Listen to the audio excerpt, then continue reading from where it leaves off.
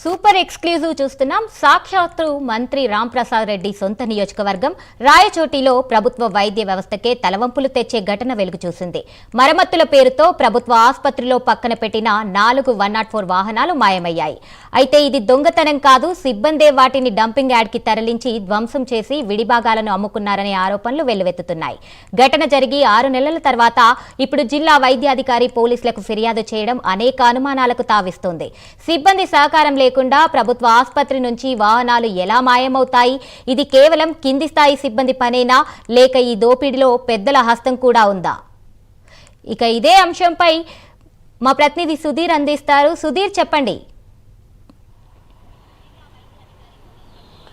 Thank you. ముఖ్యంగా చూసుకుంటే కనుక ఏదైతే సాక్షాత్తుగా మంత్రి మండిపల్లి నియోజకవర్గమైనటువంటి రాయచోటి నియోజకవర్గంలో ఇక్కడ ఉన్నటువంటి ప్రభుత్వ ఆసుపత్రిలో ఉన్నటువంటి దాదాపుగా ఏదైతే మరమ్మతుల కోసం పెట్టినటువంటి 4 104 వాహనాలు కూడా పూర్తిస్థాయిలో కూడా ఒక్కసారిగా మాయమయ్యాయని చెప్పుకోవచ్చు. అయితే అక్కడ ఉన్నటువంటి అధికారుల నిర్లక్ష్యం వల్ల అవి మాయమయ్యా, లేకుంటే కనుక ఎవరైనా పెద్ద అన్నదానులతో కూడా అవి మాయమయ్యా అనే కోణంలో కూడా పూర్తిస్థాయిలో కూడా మనం చూసుకుంటే కనుక ఇక్కడ పెద్ద ఎత్తునే ప్రభుత్వ వైద్యానికే తలవంపులు తెచ్చే విధంగా ఇక్కడ ఉందని చెప్పుకోవచ్చు. అయితే ముఖ్యంగా చూసుకుంటే కనుక దాదాపుగా ఏదైతే ఒక 4 104 వాహనాలకు సంబంధించి దానికి సంబంధించినటువంటి మరమ్మతులు చేయాల్సిన విషయంలో కూడా ఏదైతే ప్రభుత్వ ఆసుపత్రిలో కూడా దాదాపుగా ఆ 4 వాహనాలను కూడా ఒక పక్కన పెట్టడం జరిగింది. అయితే ఉన్నట్టుండి చూస్తే కనుక ఆ 4 వాహనాలు కూడా ఒక్కసారిగా మాయమైన పరిస్థితి అయితే ఉంది. అయితే మాయమైన వెహికల్ ఎక్కడున్నాయి ఏంటి అని చూసుకుంటే కనుక తిరామర ఏదైతే ఒక డంపింగ్ యార్డ్లో పూర్తిస్థాయిలో కూడా ఆ డంపింగ్ యార్డ్ సంబంధించినటువంటి ఏదైతే గుజరీకి సంబంధించినటువంటి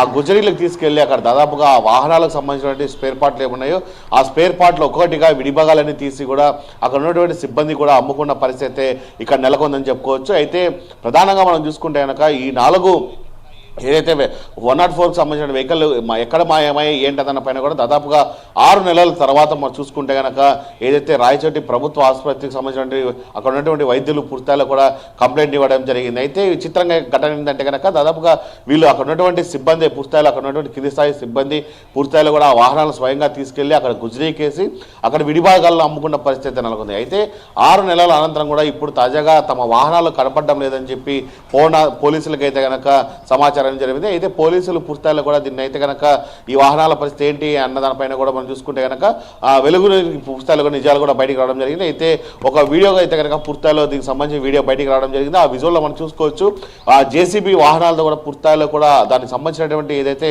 విడిభాగాలన్నీ కూడా తీసి అక్కడ ఉన్నటువంటి సిబ్బంది కూడా అమ్ముకున్న పరిస్థితి అయితే ఉంది.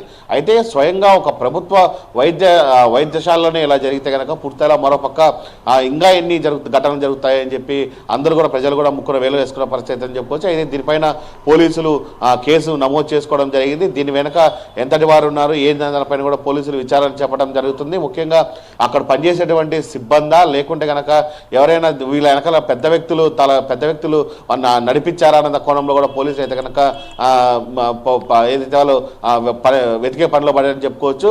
అయితే ఈ ఘటన అయితే కనుక పూర్తిస్థాయిలో కూడా రాష్ట్ర వైద్య శాఖకు సంబంధించిన దానిపైన అయితే కనుక ఇప్పటికే పెద్ద ఎత్తున కూడా ఇది హాట్ టాపిక్గా మారిన పరిస్థితి ఉందని చెప్పుకోవచ్చు మనం. Right Sudheer, thank you.